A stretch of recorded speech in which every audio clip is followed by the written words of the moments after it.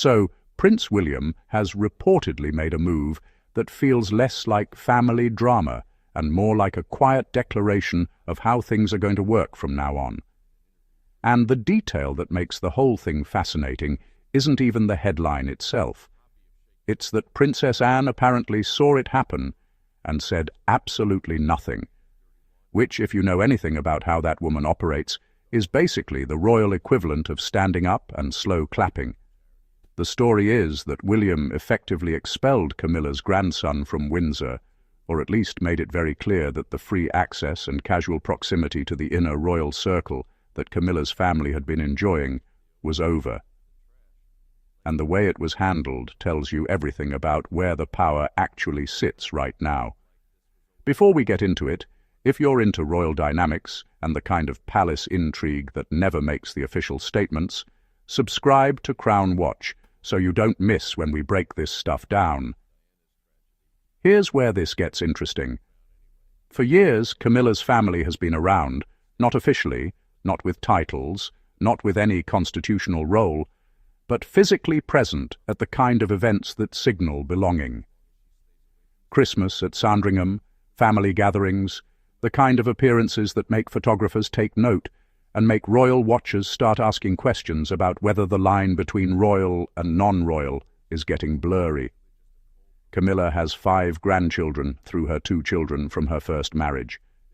Tom Parker Bowles is 50 years old, works as a food writer and critic, and has 2 kids, Lola and Freddie. Laura Lopes is in the art world and has 3 children, Eliza, Gus, and Louis. These 5 kids are Camilla's biological grandchildren. They hold no titles, no HRH prefix, no official role, and no place in the line of succession.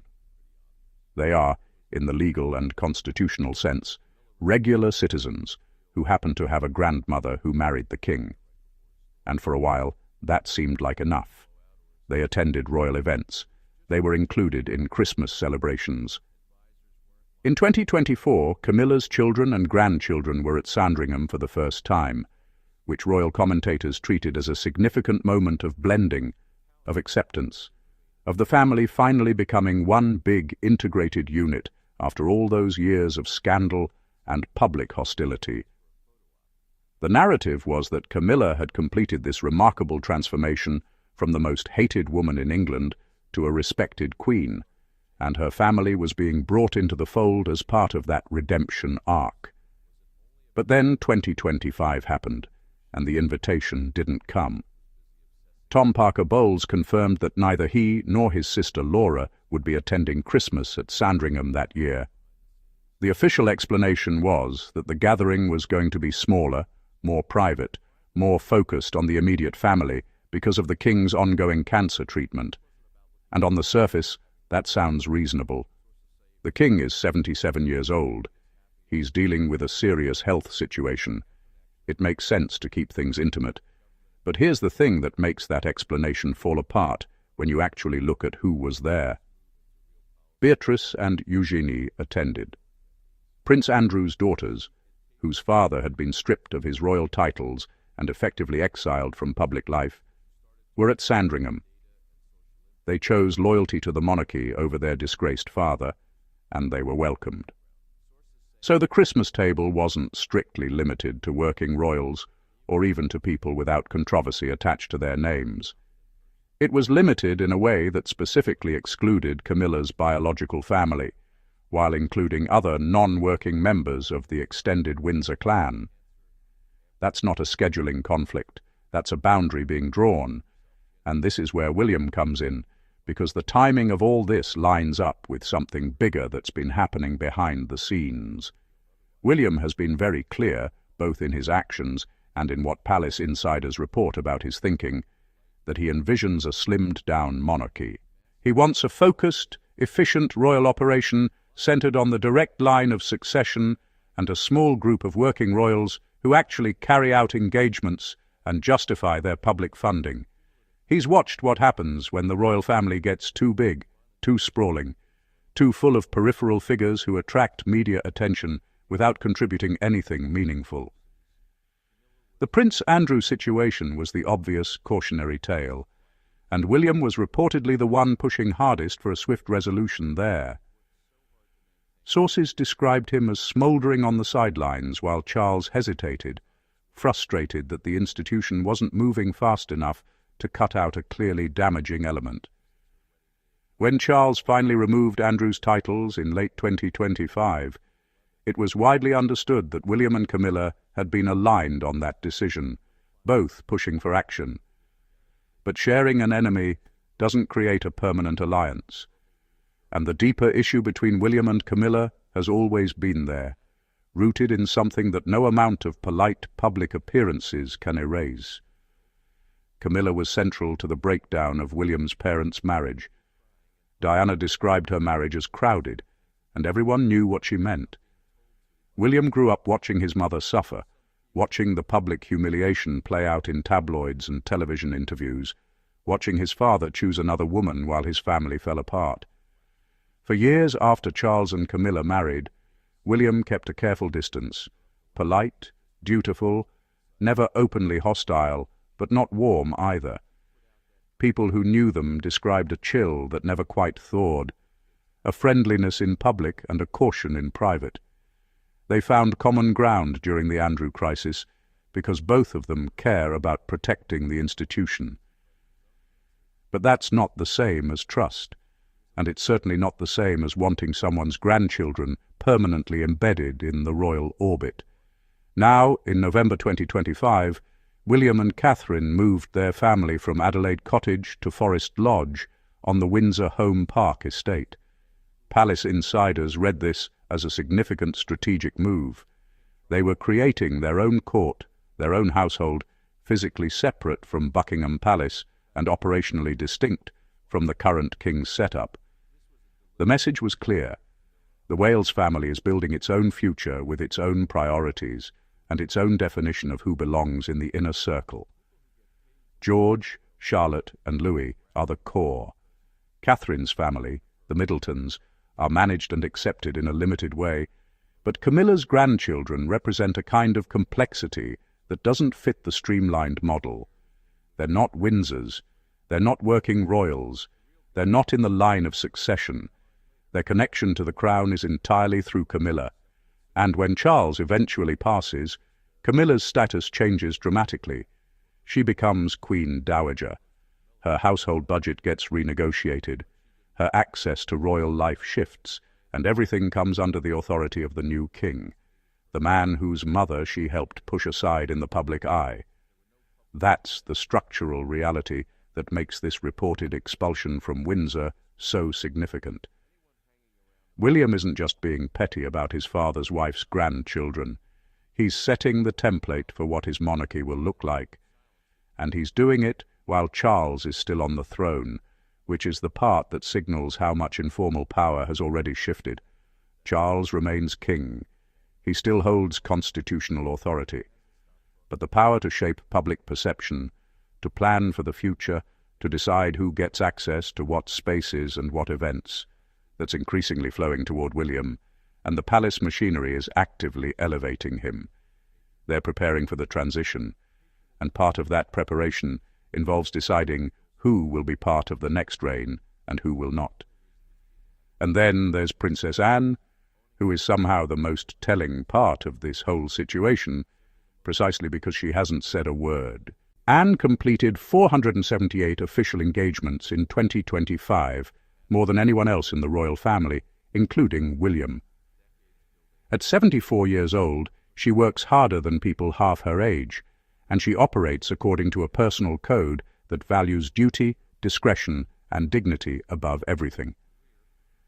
She's known Camilla for decades, moving in the same horse-riding circles long before Charles and Camilla's relationship became public. She attended their wedding in 2005. She's maintained a respectful relationship with her sister-in-law, but Anne is also fiercely loyal to the institution, and she witnessed everything. She saw the damage Charles's affair did to the monarchy. She saw Diana's public suffering. She saw the strain it put on William and Harry.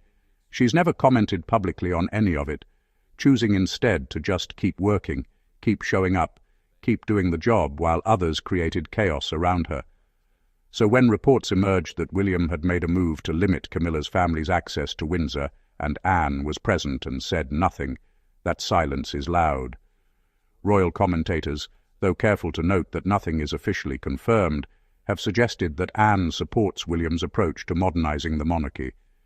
She reportedly sees similar values in him: responsibility over comfort, the institution over personal interests, duty over family sentiment. If William is quietly pushing Camilla's relatives to the margins, Anne is almost certainly aware of it, and her lack of objection is its own form of endorsement. In the royal family, where direct statements are rare and symbolism carries enormous weight, silence from someone like Anne is more meaningful than a press release. When you step back and look at the bigger picture, what's happening here isn't really about one grandson being told he's not welcome at Windsor. It's about the end of an era and the beginning of another. Camilla's journey from mistress to queen is genuinely one of the most remarkable personal rehabilitations in modern British history. The British press once labelled her the most hated woman in England, and yet she stood beside Charles at his coronation in May 2023, crowned as Queen, a title that seemed impossible for her just a decade earlier. But rehabilitation has limits, and permanently embedding a non-royal family within the royal circle was always going to be a harder sell once the king who made it possible was no longer the one holding all the cards. The benefits Camilla's grandchildren enjoyed, the invitations, the proximity, the subtle inclusion in royal life, were tied to Charles's reign. When that reign ends, the new king will set new boundaries, and William has made it clear that his boundaries will be tighter. This isn't necessarily personal, or at least not entirely personal. William's vision for the monarchy is structural. He wants the Windsors to perform clear public roles with maximum legitimacy and minimum complexity. Anyone around them who doesn't contribute is, in his view, a potential risk. Camilla's family, however much the king may personally care for them, represents exactly the kind of complexity that doesn't fit. They're not royals. They were never going to be royals. They were connected to royalty only through their grandmother's extraordinary rise. And that connection was always contingent on Charles being the one in charge. What makes the timing of all this so pointed is that Charles is 77, undergoing cancer treatment. And while his doctors say his health is improving and he's planning a major state visit to Washington in spring 2026, the reality is that the transition is already underway at everything but title. He still holds power. But the kind of power that shapes the future, the planning, the personnel decisions, the quiet signaling about who belongs and who doesn't, that's increasingly William's domain. The palace is boosting his public profile. They're preparing him for what's coming, and part of that preparation means making decisions now about what the next reign will look like, so that when the moment arrives, the framework is already in place. Camilla herself is at a turning point. She struggled with fatigue from pneumonia in late 2024, has ongoing mobility issues, and at 78 is naturally reducing her workload. Reports suggest her role will shift significantly, stepping back from duties that younger royals can take over while remaining an influential figure behind the scenes. But as she steps back, her leverage to protect her family's position diminishes. The arrangements about who does what, who gets access to which spaces, who appears on palace balconies, and who sits at Christmas tables are being quietly renegotiated. And in that negotiation, Camilla's non-royal family is losing ground. The thing about royal watching is that the real story is almost never in the official announcements. It's in the patterns. It's in who shows up and who doesn't. It's in the seating arrangements and the Christmas invitations and the subtle shifts in who gets photographed standing near whom. It's in the silence of the people who would speak up if they disagree. Princess Anne, working her way through nearly 500 engagements a year, saying nothing while the future king draws new lines around the family, is the kind of detail that tells you everything. She's seen scandals come and go since the 1970s. She's watched marriages collapse, reputations burn, and the monarchy nearly lose its footing more than once. If she's not objecting to what William is doing, it's because she understands exactly why it needs to happen. William's monarchy, when it comes, will not be a continuation of Charles's. It will be smaller, tighter, more focused on the direct line, and a handful of trusted working royals. Edward and Sophie, the Duke and Duchess of Edinburgh, have become reliable supporters and will likely have roles. Anne will be included as long as she's able. George will eventually join as he matures. But Camilla's grandchildren, the Parker Bowles and Lopes kids, who were never royal to begin with, are not part of that plan. They were never going to be. Their presence in royal spaces was always a reflection of Charles's personal wishes, not institutional logic. And when Charles's reign ends, the institutional logic takes over. So when you hear that William expelled Camilla's grandson from Windsor and Anne silently approved, the real story isn't about one awkward confrontation or one family dispute. It's about the quiet, methodical construction of a new royal order happening right now, while Charles still wears the crown. The faces on the palace balconies, the names on the Christmas lists, the children growing up close to Windsor, all of it is being re-evaluated through the lens of what William thinks the monarchy should be. And what William thinks, based on everything he's done and everything the palace has signalled, is that the monarchy should be lean, legitimate, and uncluttered by people who don't have a clear reason to be there. Camilla's family, through no fault of their own, falls on the wrong side of that line.